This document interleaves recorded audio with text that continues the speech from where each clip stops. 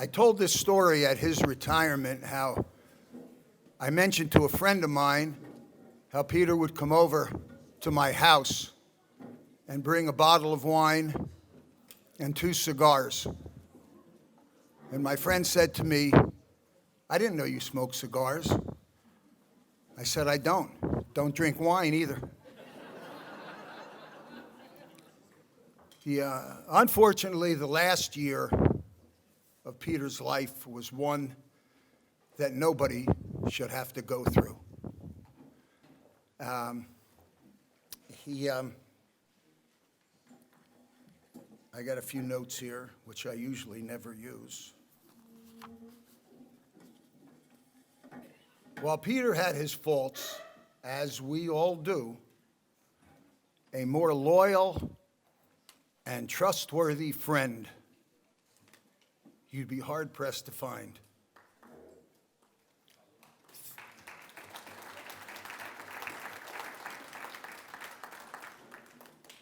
That's good, because I had pause for applause in here. Think of how many people you know that you can honestly say that about.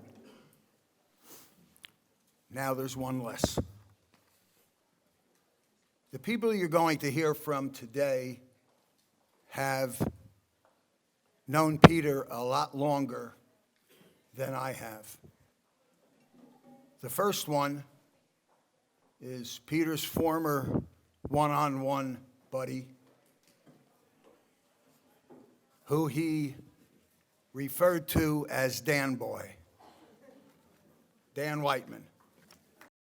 On behalf of the Sharkey family, I'd like to echo what we just heard from Jack. Thank you for being here today. My gosh, day after Thanksgiving, look at the turnout. I know it means a lot to the Sharkey family. It means a lot to me, too. And we're here to celebrate Peter's remarkable life. I am Dan Whiteman. Peter and I were close friends for more than 40 years. And in that time, I got to know, love, and greatly respect Peter and his family. I also heard hundreds, probably thousands, of Peter's stories, many more than once. I'm sure some of you, many of you, can relate. I knew Peter well. I nicknamed him Big Pete, and as Jack said, he nicknamed me Dan Boy. Now, that said, there's much I still don't know about Peter, his coaching and teaching careers, and his many close relationships with folks in the Valley and outside the Valley. And that includes East Coast friends with exotic names like Bubba, Lover, and Big Bucks. I met Bubba once. He did not disappoint. That's why I'm up here today. And just a minute, Peter's brother Paul is going to be up here to talk to you a little bit about Peter. And then after that, Sean Carey, who taught and coached with Peter here in the Valley. So we're going to come at it with a 3-prong approach here. Actually, we're tag teaming. Chocolata. In just a minute, Paul, all right, good. What I want to encourage you to do is to think about a Peter story, if you have one, and consider sharing it with the rest of us. This is a time to share. No question about it. And I know there are great Peter stories in this room, and I, for one, would like to hear each and every one of them. But now, let's tag team to Peter's brother, Paul. Paul, thank you for being here. You traveled far. Thank you all for being here to celebrate my brother Peter's life. Again, I'm Paul, but he took to calling me Pablo for the last 10 years. And I think he had nicknames for everybody, whether they knew it or not. But you know, when I think about it, my brothers John, Paul, Peter, David, Michael, if that wasn't a lineup of Catholic kids growing up in the same family in the 1950s, we grew up in a very close-knit home. Our dad was a New York City police officer and a pistol instructor at the police academy. And both our parents, Grace and Jack Sharkey, served in the Navy during World War II. Growing up was a shared process. In our home, we rotated daily household chores. Because our dad worked shifts, most of the daily routine was orchestrated by our mom. And she took the time to teach us everything from proper table manners to the precise way, where's Elise, how to make a bed with hospital corners tight. And, we also, our evening chores included two of us cleaning the kitchen from dinner, while one of us ironed 4 white shirts and pressed 4 charcoal gray trousers, while the other brother was polishing 4 pairs of shoes so that we could wear them as part of our school uniform the next day. And that was every night. And one of the things that my mom would do, not every night, but periodically, would have us sing songs following a 33 RPM album of show tunes. Now, can you imagine a lineup of little boys, 6, 8, 10, and 12, singing songs where we got good at it? We weren't following the album anymore, but singing songs from Oklahoma or from My Fair Lady. And another one was like, Que Sera, Sera, that song. Our mom graciously provided quality assurance to make sure we were meeting her standards and took corrective action at the appropriate time. And, she was in the Navy and she lived on organization. That was her thing. Being Catholic in a very Irish Catholic house was a perpetual commitment and obligation, orchestrated by our mom's devotion. And our dad was a true believer, but he was also a cop. We attended Catholic schools. We fasted from the night before to receive communion on Sunday mornings. We followed the Latin Mass as best we could in our personal Sunday missals. Following the war, our parents were married soon after the war, and they had 2 kids, and in 1949, they moved to a new suburban community out on Long Island, as did their good friends from the old neighborhood, Jim and Kay Fitzsimmons. Our backyards backed up to one another. Interestingly, Kevin Fitzsimmons and I were in the same 1st and 2nd grade classrooms. As a matter of fact, we have a photograph of Sister Mary Blanche's 2nd grade class of 47 well-behaved students. And you can easily pick out Kevin and I in that photograph. We also have a photo of Maureen and Peter in the winter of 1953, wearing snowsuits, sitting in the same pram together. Now, all that ended in 1957 when the Fitzsimmons followed the Giants and the Dodgers to California. New York was never the same. And then almost 20 years later, Pete and Maureen reunited on Venice Beach. When Pete was 10, my family moved to Rockville Center, which is a village on the south shore of Long Island. And it's a well-established community and fairly well-heeled. And in order for us to be able to afford to move there, my parents bought the fixer-up house. We kind of thought of it as the neighborhood haunted house because people hadn't lived in it for years. And we learned how to do all the repairs, and my dad would muster us all to steam the layers of wallpaper off the walls, the plaster walls.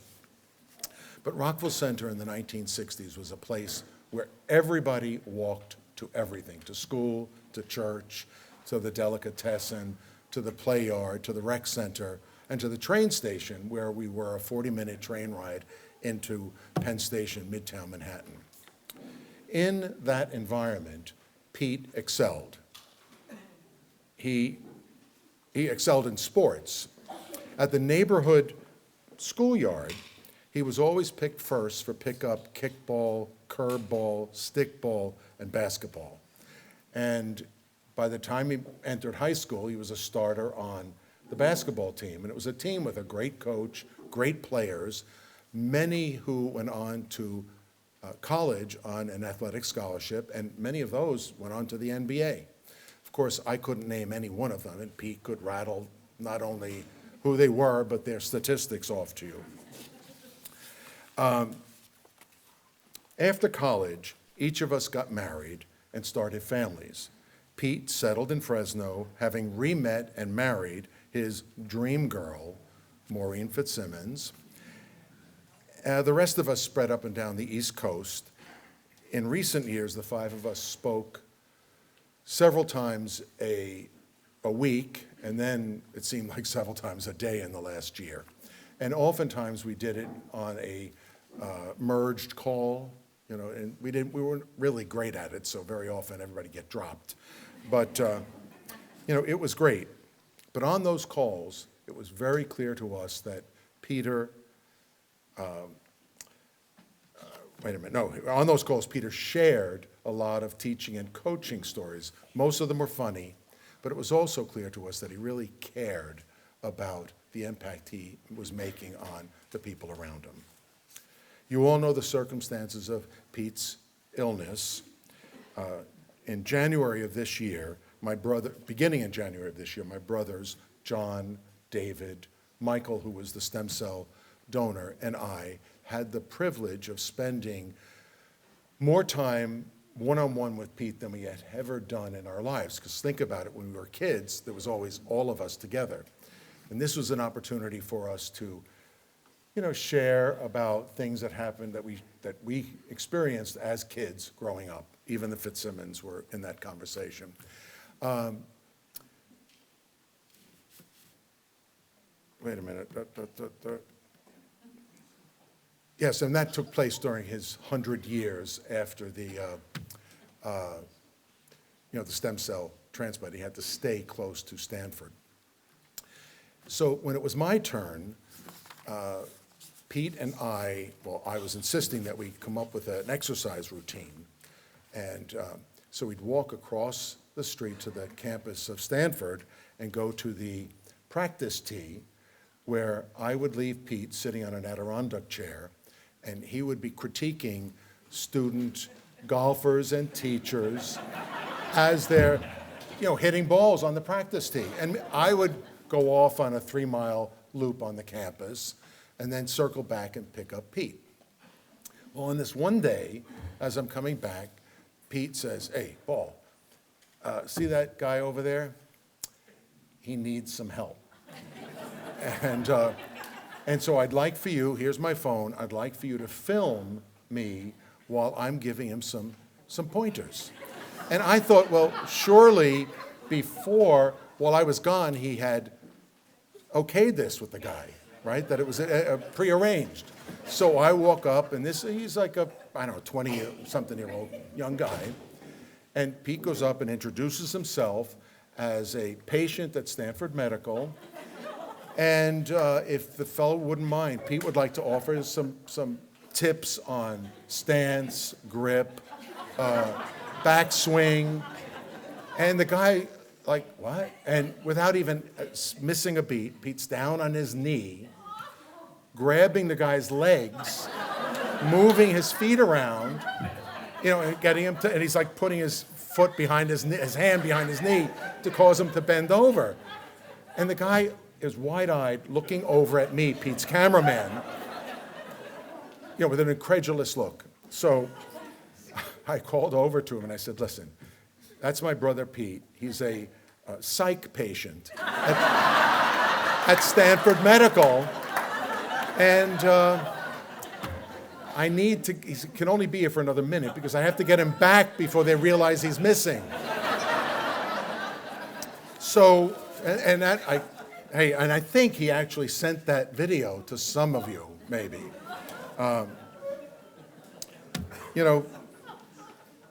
Teaching and coaching were Pete's lifelong passions. And so was his dedication to Elvis. Always. I mean, and come on. I kind of thought Elvis was okay, but I wasn't, I mean, he was singing songs, when he was like in 7th grade. And later on in his life, he became a ninja at juicing, which I constantly was like, really? Why would you do that when you can buy it? And he also got good at grilling lamb. But Pete lived a full life. He stayed engaged with his childhood friends, schoolmates, and everyone he met along the way. He would do anything for anyone. He cared deeply for us all. He set an example to the very end. Pete, we know you're in a better place, and until we meet again, you'll be in my heart and all of our hearts. Thank you. Pablo. Well, I learned a few things, Paul. Thank you for that. If anyone has a copy of that video, I'd love to see it. I'm putting it out there. I'll pay for it if I have to. Next, we have one of Peter's closest friends, Sean Carey. He worked with Peter for many years here in Fresno, and he's got some other insights into our great friend. Sean, thank you. Good afternoon. I am Sean Carey, and it's my pleasure today to greet the crowd here and join Paul and Dan and Jack and the other speakers. I think Tim Butler will be our final speaker today. I have to share that I feel a great sense of gratitude today for my friendship of over 40 years with this guy, Peter Sharkey. Peter was generous in sharing his vast knowledge of teaching and coaching and was not bashful. He was generous with his stories and generous with his time. I've never known anyone with a larger group of friends or anyone who filled the room with more laughter or joy. He was a talented teacher who combined humor and dedication in a very unique way to make a difference in the lives of many young people. I was fortunate to begin my teaching career with Peter in 1978. I was new to Fresno, so our principal who hired me, Sister Rosalie, said, take your time looking for an apartment because we have a very generous, there's the generosity again, fellow teacher from New York and his wife Maureen who'll put you up for a while. Thank you, Maureen. Elise was just a toddler, I believe. So I took my time searching, and I moved in with the Sharkeys, right in the basement apartment, and it was a wonderful place right over there on Olive Avenue. Every day after finished teaching and coaching, we'd have dinner, and you guessed it, after he told me the philosophy of teaching, we would talk basketball. It wasn't long before he showed me the triangle offense by moving objects around the kitchen table. So here I was, a new teacher being mentored by the great Peter Sharkey. We traveled to Visalia for our first day of training, and as we hit Highway 99, I thought we'd talk about some important teaching things. Pete pummeled me with an assortment of questions. He asked me to name the top 5 left-handed basketball players in NBA history. And when I paused after only naming Gail Goodrich, he knew the remaining players. We listened to Peter's favorite radio station, and I soon realized that he knew the lyrics to every song, the year that it was published, and the band who performed it. And that was a contest as well, and I did not do well. He sang along for the next 40 minutes, and finally, the king, Elvis, came on. Well, he began singing with that Elvis twang, and I think he curled his lip a little bit. Being a new teacher myself and hoping to exhibit a professional presence, it was not in my best interest when the day ended with a song. I'll be darned if Peter didn't break into that Elvis impersonation again. I laughed so hard that I nearly cried. My shoulders went up and down. So much for making a good impression. As we all know, Peter, whether playing or coaching, was in his element around basketball. He was really like a conductor. His players were dedicated, unselfish, and played with precision on the basketball court. It really was a beautiful thing to watch. Coaches here have seen him, or maybe even competed against him. They came to believe his athletes what they were taught, that they were stronger as a team than as individuals. And most importantly, his personal relationships with his students and his players have lasted a lifetime. Many of you are here today. He also loved to play basketball. For years, he and Coach Ron Moore opened the Hoover Gym, and our favorite group on Sundays had an afternoon to play. He was a gifted player, and again, the generosity came out because he was generous with the ball. His favorite thing was making an assist with a little twist. Many of you might not know him as much as a golfer. Pete was a golfer, as we just heard in the story. He had a flair for the game. He was known for playing his set of rules, and he was happy to share them with others. Mulligans were plentiful, and I'll tell you, he never ran out of golf balls. I don't know how long those shorts were, but they had plenty of golf balls. On occasion, on a rare occasion, he would spray the golf ball and miss the fairway, believe it or not. We would all help him look for his golf ball, and when I found one, I'd usually ask, "Peter, what are you hitting?" And he'd say, "What do you got?" Of course, the real fun and gathering was in the friendships we made. Pete always had a story ready and appeared to enjoy telling his stories almost as much as we enjoyed listening to them. But his biggest joy in life came from his family. He loved his wife, Maureen, his children, Elise, Kathleen, and Kevin, and was a proud grandpa to Stephen and Sean. I believe his spirit will live on as we feel it in this room today, with his family, friends, students, and athletes. Many are now parents and teachers and coaches themselves and will carry on his legacy. Thank you. Sean, that was great. And that bit about Elvis, there's no two ways about it. Peter was a big Elvis fan, but I've got $50 for anybody in the room who could tell me Peter's favorite rock and roll song of all time. I'm not going to lose the money. Ricky Nelson, Traveling Man. He told me that more than once, so I guess it's true, yeah. Peter and I met on an outdoor basketball court at Fresno High School in 1977, and we played one-on-one daily after work and on the weekends. And as time went on and I won no games, lost one game after another, we got to know each other a little bit, you know? I figured out where he lived, which way he walked home, and then I realized he was married and father, and he taught at St. Therese School. So it was good. It was a nice way to get to know one another. And he talked about St. Therese School. And he said he worked there with, Peter's words, some crazy nuns, whom he loved dearly. And I'm pretty sure that love was mutual, and I know at least one of those nuns liked beer. Peter liked beer too. That shouldn't be a surprise to anybody. First, as Sean mentioned this too, first and foremost, Peter was a teacher.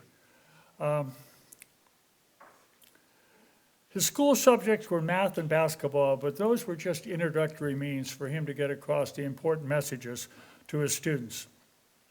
Be open to learning. Take pride in yourself. Trust in God. Compete fairly and passionately in everything you do. Peter may have not been a born teacher, but he was an excellent teacher. I saw him in action more than once. He viewed the classroom and the basketball court as his stages, and he loved to put on shows. Definitely loved that. He was also a big believer in manners and order and doing things the right way, his way. On school days, he'd come to his math classes early so he could sharpen the pencils, get a good sharp head on each of the pencils. He'd line them up parallel to spotless white sheets of paper and on each student's desk before they came in. Yes, Peter was compulsive.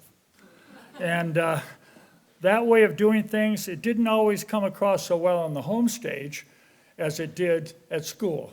But there's no question about it. Over the years, Peter helped an awful lot of students get better. Peter believed in himself, and most of the time it was for good reason. As Paul mentioned, he grew up in a disciplined home. Mother, a military veteran, father, a New York City police officer. Peter knew early on the value of rising early and getting things done, making those beds the right way, the first time. And that could be a real pain in the butt on golf trips. Right, Sean? Yeah, we rose early because we had all these things we had to.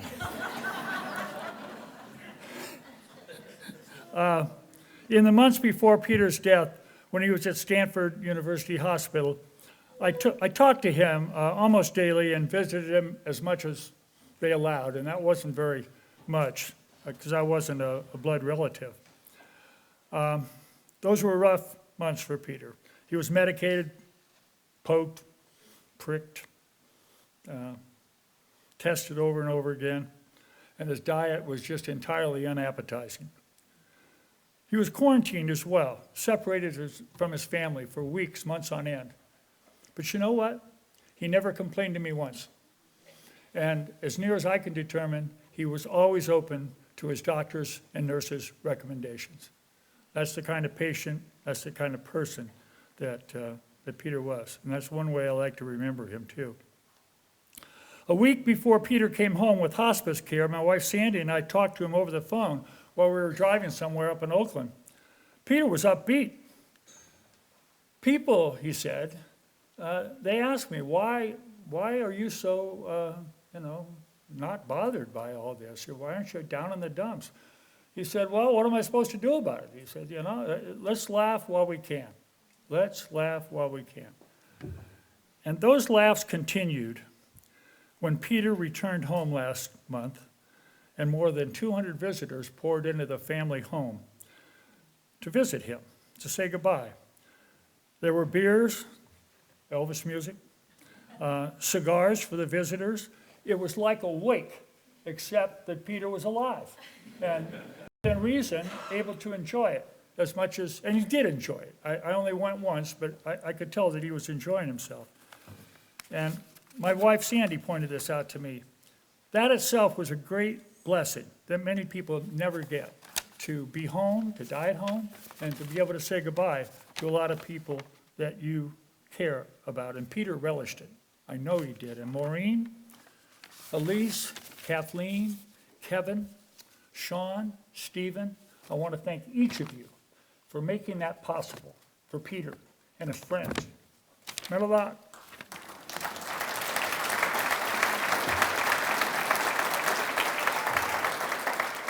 Now, in the spirit of telling Peter stories, and I want you to be thinking about yours now, we're getting to that point. Let me tell one of mine. I'll always remember this one. In Peter's last days at home, Sister Celestine, a former colleague of his from St. Therese, paid him a visit. And I wasn't there in person, but I've seen a video that captures part of it. Sister breezes into the room. She dances up to Peter, who's flat on his back in a hospital bed, and she immediately begins telling him, rapidly, hysterically, about the oils and chrisms that she has brought with her. She's got them in her hand. Then she begins applying them to his head, to his cheeks, neck, all over the upper part of his body. She's laughing the whole time. I'm not supposed to be doing this. I'm not supposed to have this stuff or be doing this, she says, laughing. Don't tell the bishop. Peter cracked up. So did others who heard what she said. 2 weeks later, the well-anointed Peter was in heaven and out of his worldly pain. I think of him often. I talk to him too, out loud, usually when I'm driving in the car. I hope each of you do the same, at least once in a while. Peter's life mattered greatly. It deserves to be celebrated and remembered. Ballers in the house, huh? Holy cow. I have not seen this many players in one spot in a long time. I love it. Peter would have loved being here, man. One thing Peter loved was a party, I tell you. I'm Tim Butler. I've known Peter probably 37 years, since I was a freshman in high school. Our relationship grew over time, so a lot of different things. He was a lot of different things to a lot of different people, and a lot to me. He was a teacher, a coach, a mentor, a husband, a father, a grandfather, a motivator. It's nice to see all these people here, and you don't always run into people that touch you in a way that will last throughout your life. Peter was one of those people for me. And I think for a lot of people here too. I know a lot of you, and I've known you for a long time, and Peter was one of those people that really cared. He would put the time in. He would make sure that you did it right. But he would tell you that he was proud of you once you did it. And it was a big thing.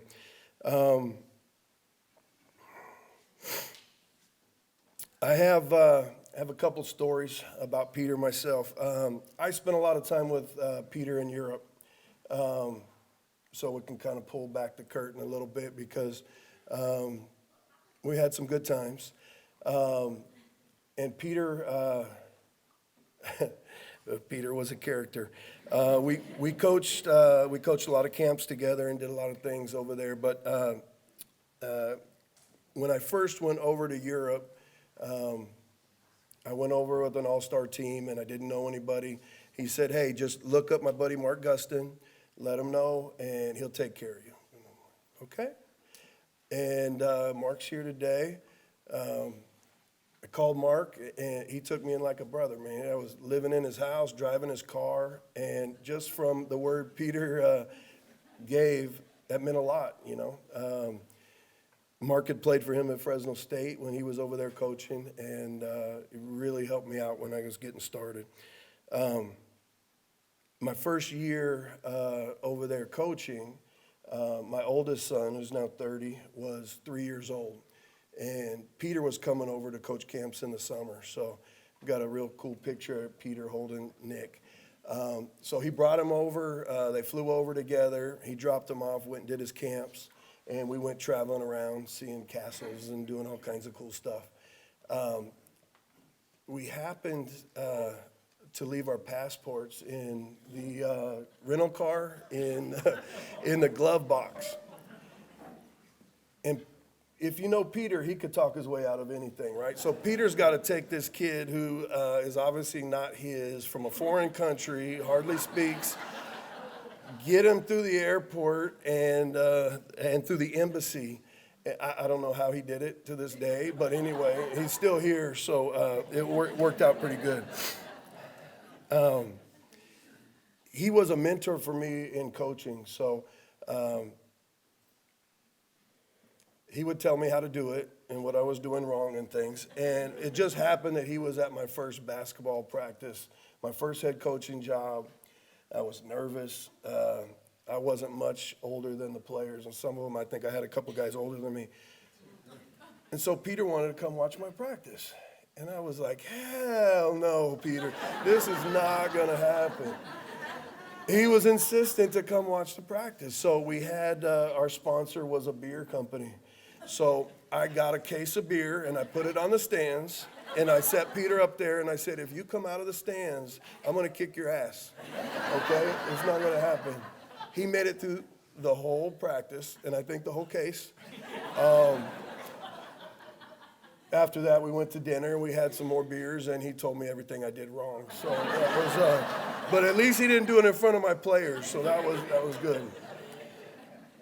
Another, this is a good one. He might, well, this is Europe. So Europe's a little different. So they have swim bods, they call them, big water parks, and you go in, there's saunas and things. And so we were going to go relax, and I took Peter with me.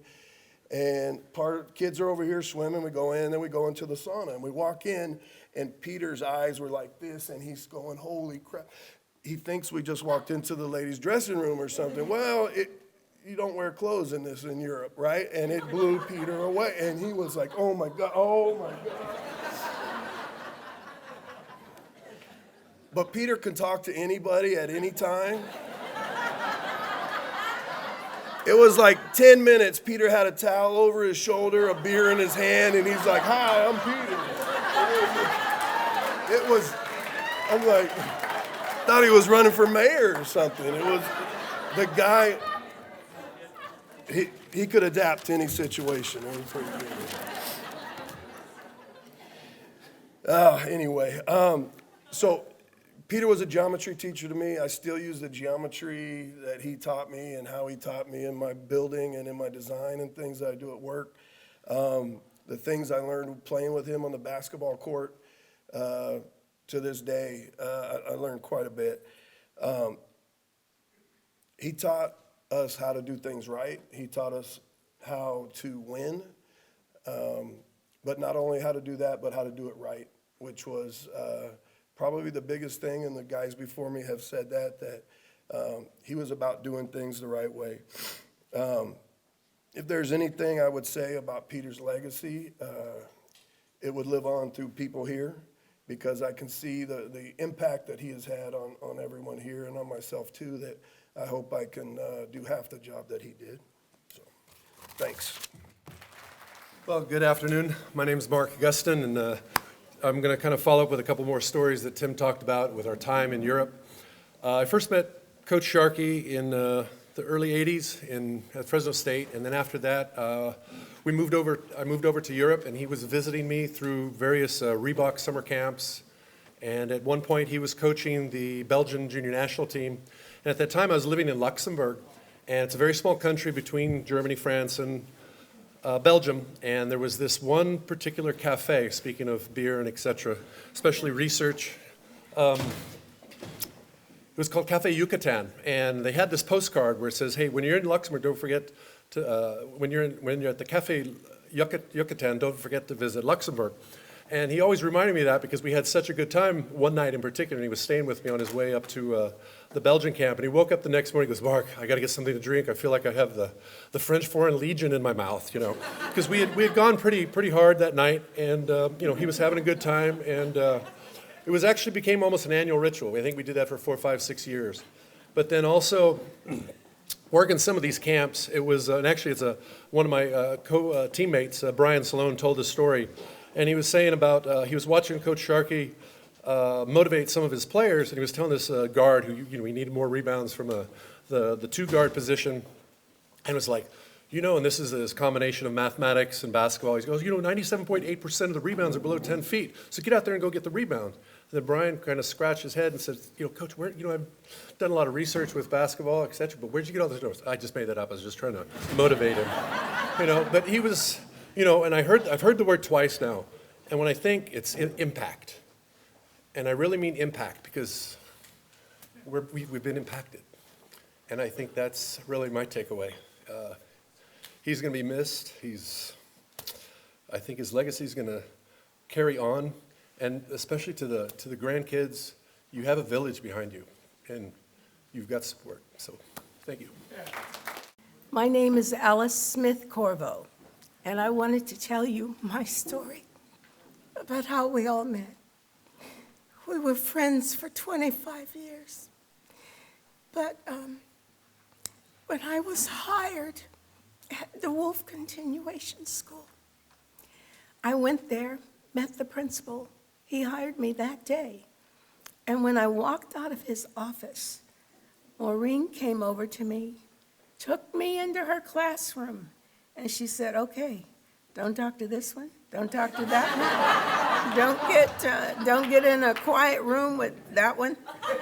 So she was my best friend. And Maureen was the most, how do you say it? From like Harvard, Princeton, Yale, Maureen was the most Ivy League teacher I ever knew. She was just incredible. So anyhow, my husband and I attended church not far from here on Chestnut and Nees.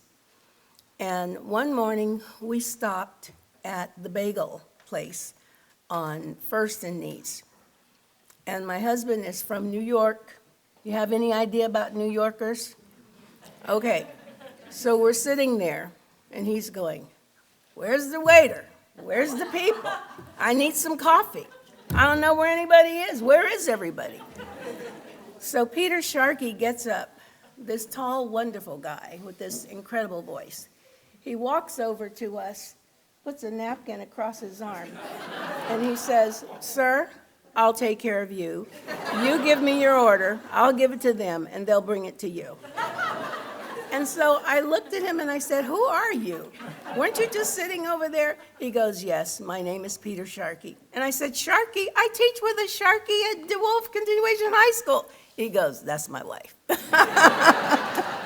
And that's how our relationship began.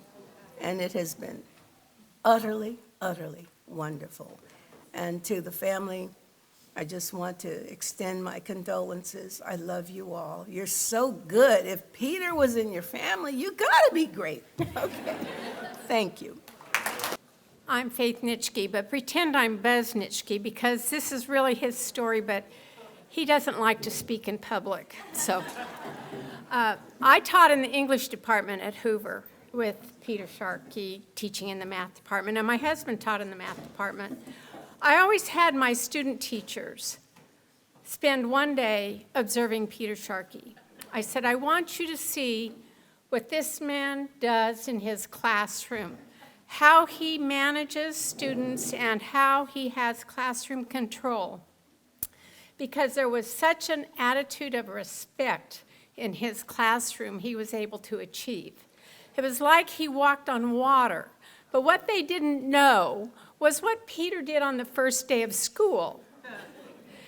My husband and Peter shared this area of Academic C where each of their classrooms had a common door. And they made a pact. On the first day of school, Peter would start his disciplinary beliefs, and he said, "There is a position for learning. And you sit in your desk, one foot sort of in front of the other. Your back is at a 45-degree angle. Your paper is like this, and your pencil is like this." And he'd expect everybody to assume the position of learning. And there's always one person in the back of the room who's not going to do it. Peter would look at him and says, "Young man, go to the office. You're out of here." Well, all the rest of them are very intent. I mean, that position of learning is good. At the same time, Buzz would be over in his room, looking around the room, trying to figure out who's going to be a problem. And so before the period would be over, he'd say, "Young man, you're not going to make it." It was usually males. "You're not going to make it in my room." And he said, "Go to the office." And they'd had an arrangement with the counselors that each period they played Tradia Radio. And they sent the kids, they both taught the same classes, so they sent the boys to the other teachers. Everybody else was a believer, and things were smooth from then on. Thank you all for coming. Peter's happy. He loved parties. That was something we always agreed on. How about that? It's two Irish people living in the same house. Wow. Anyway, a story I don't think any of you have heard is how it all started. I won't go through the whole history, but we met in LA, and Peter got a job as a driving school instructor, played a pickup game in Venice Beach, met an old college friend who offered him a place to live in Venice. So now he had a car, a job, and a place to live in basketball. So he was pretty much in heaven. We started dating, and we dated for about 2 years. And I thought, okay, what's going on here? A lot of women might understand. I was like, hey, let's either we're going to move on or we're going to move out. And I was working till about 9 at night. It was Christmas Eve. And I had all these stuffed animals in my arm for my nephew, who was about 2 or 3. And we went to the Irish pub next door, had a couple of beers. I tried to break into a serious conversation with him. That was hard. And then we're sitting there, and he goes, well, what are you talking about? And I said, well, what do you think I'm talking about? And he goes, I don't know. You want to get married? And I said, well, yeah, I think that's a good idea. And he goes, well, yeah, we can do that. So clearly I never got an engagement ring or any of that. We got married about 4 months later, and my very dear friend, Sister Claire Patrice from my childhood, wasn't able to make it to the wedding and invited us over to the convent. She really wanted to meet Peter. So we're sitting there, and she says, so you're moving to Fresno, why? And, we're in LA, I'm an LA girl. And so anyway, I said, well, I'm going to go to graduate school there for 2 years. That was it. We were moving here for 2 years, 44 years ago. And so anyway, she said, okay, Maureen, you're going to graduate school. Peter, what are you going to do? Peter said, I don't know. She goes, Maureen's cousin has a pool business. Maybe I'll dig pools. And she said, I think you would be a very good teacher and coach. And right now, the Catholic schools are hiring, and you don't need a credential. You can get your credential at night. And so I would suggest you get up to Fresno and hand out some resumes. And it's better if you go in person. So we went to the Salvation Army and got him a suit and tie. We were able to afford that. And we drove up to Fresno. It was like 99 degrees, coming from 75, and said, what are we doing here? This is crazy. And he got hired by Sister Rosalie. So that was the beginning. Thank you. Hello, everybody. My name is Roy Kamen. I just wanted to come up here and do my best to share just moments in time with Coach Sharkey because, well, for one, he coached me my freshman year, 2009, or 8, depending on whatever you want to call it. It's kind of like weird when you start school. But anyway, he was coaching me, and it was something about, I paid attention to him a lot about like how he spoke to people and the things he said to certain people, how he said it, when he said it, all that kind of stuff. And for some reason, with my freshman group, he always tended to talk to us about life and how the decisions we're making right here in practice will impact the decisions we make outside of this gym and, there on and so forth. And there was one time in practice, we started practice like 45 minutes late because he was always big on, as someone said earlier, doing things the right way. And he took that like seriously with everyone, even if it wasn't his job. He was like, why aren't you doing your job correctly? So one day we go in the gym and it's just like dusty, like trash all over the floor. And no one really feels a way about it other than Coach Sharkey. He's just like, who didn't? And he's like picking up all the trash, and he's like, where's the broom? Where's the broom? We're not starting practice until this is clean. Why don't you do your job with any pride? And he's just like, going off. But at the end of all that, he's telling us how that's very serious. And even when we're in practice now, we should do everything with pride and do everything with a purpose. Because if you don't know what you're doing or why you're doing it, you're not gonna, do it correctly or do it well or have any sense of who you are and what you're doing. And he kind of always hit me with that. Even when I was his student once, and I think this is really where our relationship, I started to understand a little more. He just never gave up on me as someone who, I guess, needed someone to believe in him. I think I was a junior in his math class, and I know he teach like freshmen and sophomores, and he was just like, you in here, and, I'm not upset with you or disappointed, but this is serious stuff. You need to take this seriously when you're in my classroom, and I expect you to be here on time, and I expect you to set an example even for the freshmen and sophomores that are in here so they're not in here like you. And I didn't take, I'm like, you're right, though. You're right, because this feeling right now sucks. I should be doing something else. So, you're right. I just took him at his word, and he was one of those people where, if he said it, you believed him because you see his work ethic, you see how he goes about things, and he doesn't ever really appear to be without, even if he is, you wouldn't know. So I guess I just want to share that side of how I got to know him, of just taking yourself seriously and what you do, and having pride in yourself, and walking tall in that and all that good jazz. So, yeah, thank you for your time. I had the advantage and experience of living with the coaches in the Sharkey's family. Not only did I play basketball for him, I became part of the family for a while.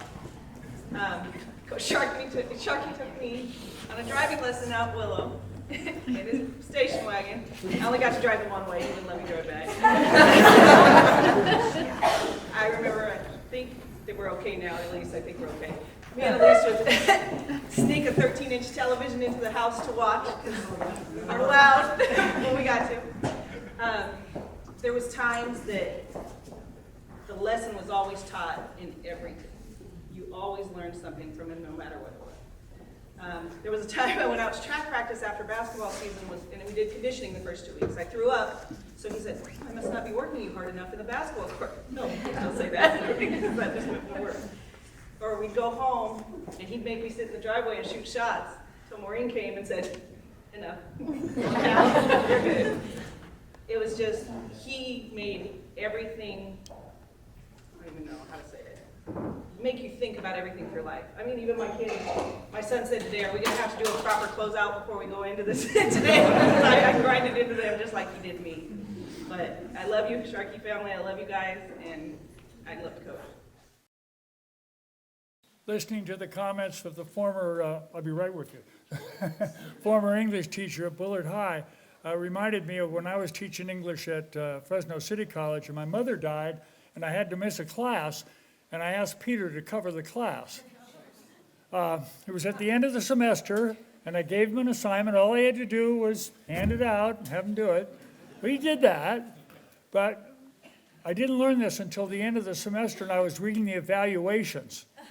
This is the first one I read. Before I go any further with this evaluation, I want to thank you for having Mr. Sharkey, spelled correctly, come to the class when you were not able to come. Oh, very nice. The student really appreciated it. The next student, and they all wrote the same thing. And I later learned that Peter had put it on the whiteboard and had them write it down. Talk about an impact. Hello, everyone. My name is JJ Mendez, last name Mendez. That's going to be important here in a minute because, as you all know, Coach Sharkey, he knew a lot of things. One of his strengths was not knowing names very well. Now, because I know Coach Sharkey, I know most of your names: Tiger, Shorty, Petunia. And for that one ELA teacher or English teacher that was in the portable next to him, left of the band room at Hoover, Chiquita Banana. Now, I knew Coach Sharkey because he let me into one of his camps. I was a new kid kind of in the neighborhood. I just kind of wandered into the gym, and he said, kind of in his own way where he whistles, but he can, say 1,000 words. And that was the first time I ever met Coach Sharkey, so it took me a while. But at a certain point, he would conduct, portions of his practice that way.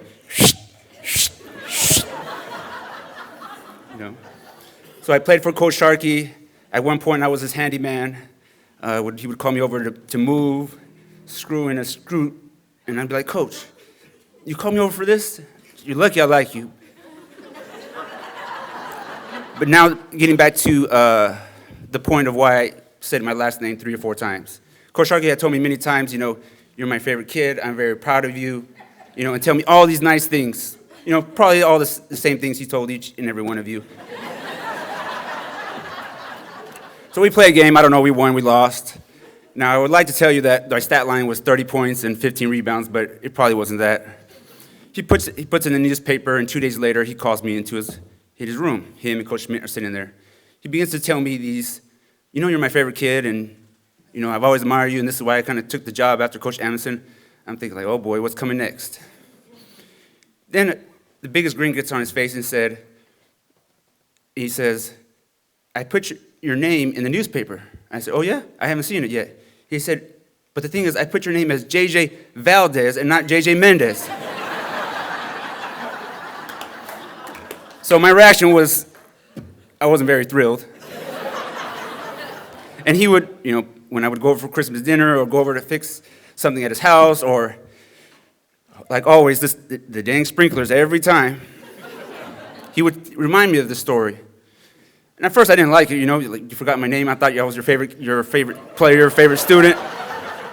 But then it evolved into him telling me the story and said, even though I forgot your name, I'm always very proud of you. I always remember you. I always saw things in you that, now as an adult, I'm proud to call you my friend and I love you. And he would tell me that. Coach Sharkey, I love you. Thank you. I was one of his players. How did Coach Sharkey get to coach girls basketball? I mean, how lucky were we? And I was like, you guys, he could be coaching for Duke. Like, what the heck? Like, we got this. It was amazing for us to learn what we did from him on the court. It was just unbelievable that our little high school, Hoover, got to have him as a coach. And he took us all the way to the championships. He did say we were his favorite team, 1989. But he had us all play so good together, and we always had a good time. And you guys say he had a mouth. I never heard one bad word out of his mouth when he coached us. Now, occasionally he would almost like want to slap, but he would go down to the calves. But he could get away with that today. But anyway, so we had a good time. My most fondest memories of him are when I would see him over in Cayucas. He went there with his family a lot, and I would be there with my family. And he had my daughter shooting hoops at the little Cayucas school over there with his grandsons, and we had a good time. And that was probably my best time with him, was after high school. But I could tell you he had us there 20 minutes early for every practice, or we were late, and that didn't follow through in my life. I'm 5 minutes late, so that did not work. But anyway, I love the Sharkey family. I got to babysit Kathleen and Kevin a little bit while I was in college at Fresno State, and that was fun. I learned that I did not want to have kids till I was 30, and I waited to have kids, so that was a very good experience. But anyway, but what's really hard now is my kids play sports, and there is not one coach that compares to him, and it is very hard to see it and they have to hear about Coach Sharkey all the time. And so anyway, I'm going to get my other teammates up here because they have some really good stories. Come on, Cece. Come on, Cece.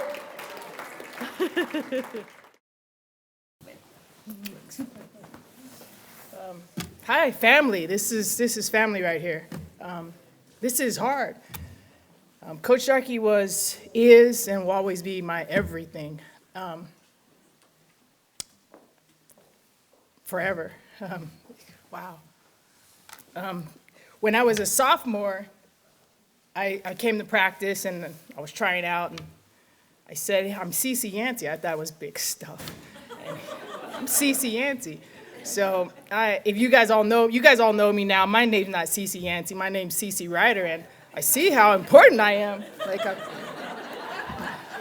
And he would always, make sure that I know that I was Cece Ryder. And last week, I opened my mail, and Maureen sent me the paper clip. And of course, it's not addressed to me. It's addressed to Cece Yancey. Cece Ryder, I'm sorry. And I'm just surprised the mail lady actually put it in my mailbox. But that's who Coach was. I got my first head coaching job 23 years ago, and Coach says, come pick me up from the airport. I go, what do you mean, pick you up from the airport? You live in Fresno, I'm in Phoenix. He's like, yeah, I'm coming in, pick me up from the airport. Okay. He goes, what time you have practice tomorrow? I said, I don't know. whatever time you tell me I have practice tomorrow. He says, well, 6 a.m. sounds good. I'm like, Coach, it's an hour away. It's an hour away. He's like, it's okay. We'll get there about 5:30. And I'm like, I can't get these kids here at 5:30. Like, they're going to quit. So I call them up. Hey, we got practice. Coach says, at our break, I want you to call, and I need to play some golf. Okay. Now he's going to run my practice, and I got to make sure he's somewhere to golf. So I said, all right, Coach, well, we're here at the gym early. I'm going to write my practice plan. I'm going to have it. He goes, no. You're going to sit down. I'm running your practice today. So he really did that. He's 2 hours in, and he goes, hey, I'm going to need some more time. Go get them some sandwiches or something. Give him a little break. And we did come back, and I said, Coach, for how long? He goes, oh, a couple more hours.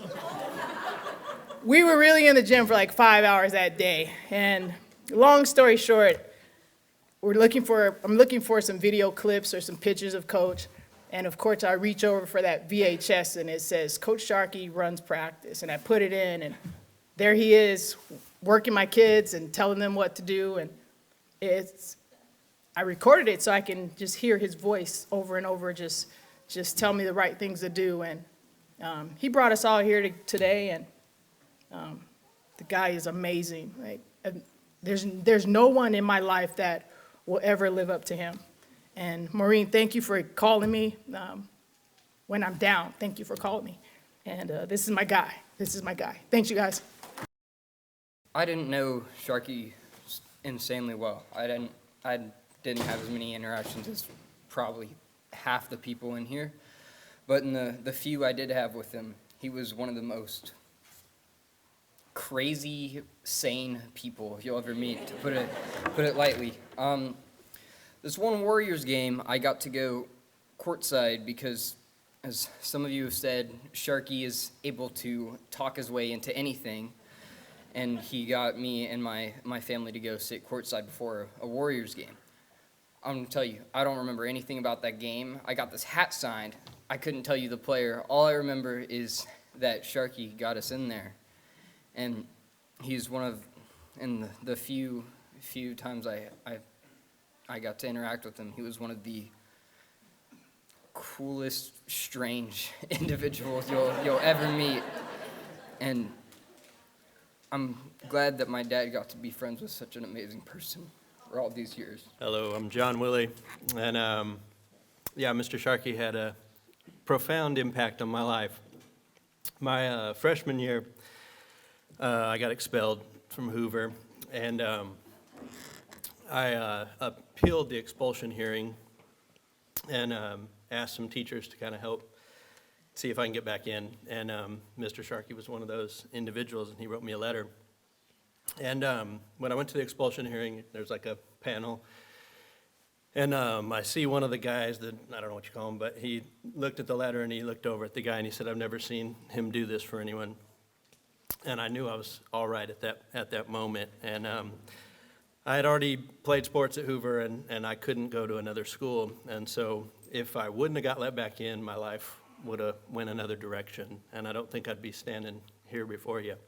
And so I had a rough enough journey to get here, going the right direction, that Mr. Sharkey helped me, get on that path. From there, I met, some other good teachers that, I kind of changed the course of my academic career, sports career, everything. And super grateful, for him and for him being willing to do that. And afterwards, I did go to thank him, and, he did tell me also he had never done that, and, basically don't screw it up with,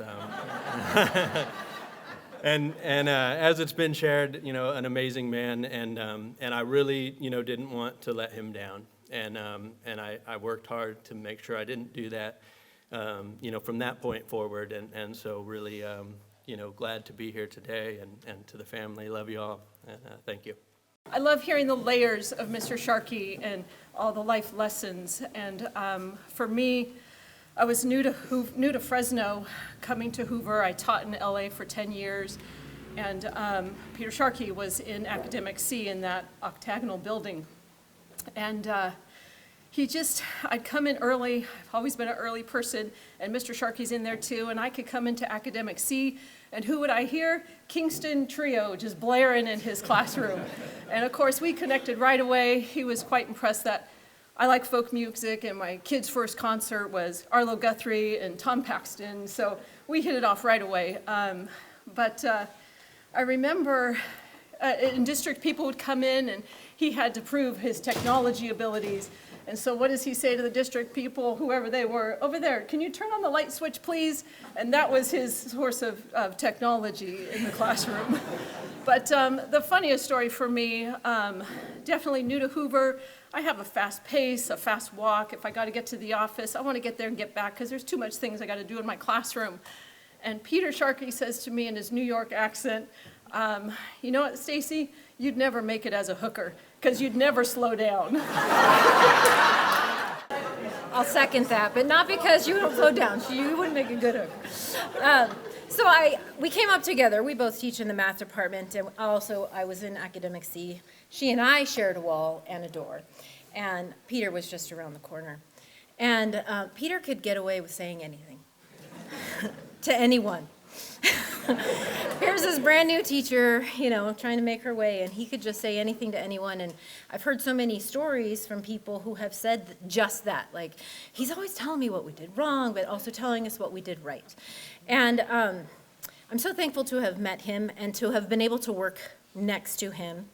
And it's funny how many people I know in the room, and I feel, I hear the story of how you came to Fresno, and he went knocking on Catholic school doors to see where he could teach, and I think, gosh, if he had just come to Our Lady of Victory, he would have been my teacher, and he would have been my basketball coach at a young age. And my path has crossed with Peter so many different ways.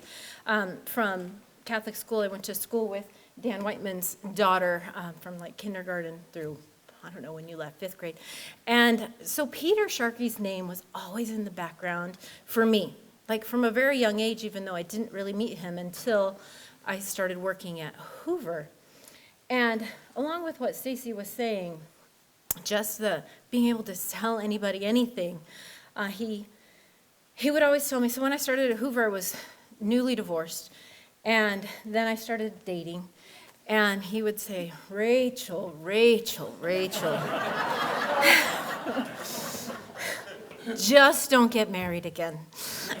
And then I'd get a new boyfriend, and he'd be like, Rachel, Rachel, Rachel, just don't get married again. And a few years ago, he called me. Every once in a while, we would talk on the phone. I said, Peter, guess what? I got married. And I said, but he's a good Catholic this time. And he laughed, and he said, Rachel, it doesn't matter. What matters is doing the right thing for you and your family and making sure that you're always there for everyone around you. And Peter was one of those people who was always there for you, no matter what, no matter where you were, no matter when you needed him, he was there. He was there to tell you what you were doing wrong. He was there to tell you what you were doing right. And I'm going to miss him deeply, and as we all are. So from our Hoover math department, we say farewell. Thank you all again for coming to celebrate the wonderful life of our great friend, Peter Sharkey.